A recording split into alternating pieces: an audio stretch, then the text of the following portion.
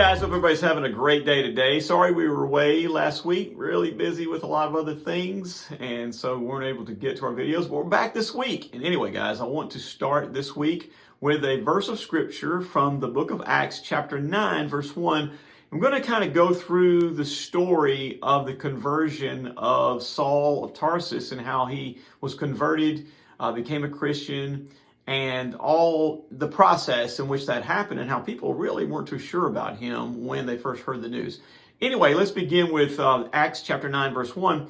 It says, "Then Saul, still breathing threats and murder against the disciples of the Lord, went to the high priest and asked letters from him to the synagogues of Damascus, so if he found any who were of the way, whether men or women, he might bring them bound to Jerusalem."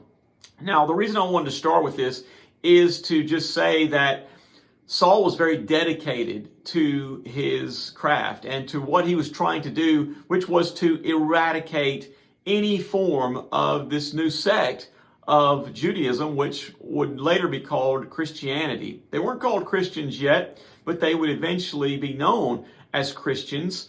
And Saul, being a Jew, being a Pharisee, decided that, look, we can't have this.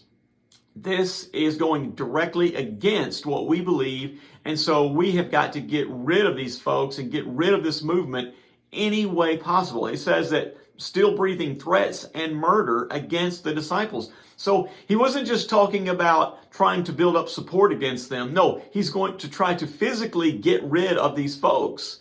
And he believed that he was doing what was right, even though obviously he was not, and it was definitely going against what God would want him to do. We'll get in this, a little bit later in the week about how this transformation came, but God saw how dedicated he was being against the church and knew that when I convert him to Christianity, look what he will do for me. If he's willing to go this far against me, how far will he be willing to go in support of Christ and the New Testament church? Anyway, guys, there's a lot of enemies out there that are against us, and a lot of them really believe that we're bad and that somehow that we need to be knocked down a peg, or they need to make people think that we are the enemy. Listen, we're not the enemy. The world is the enemy. And all we need to do is pray, trust in the Lord, and give it over to him, because the battle is not ours, it is his, and we just need to trust him.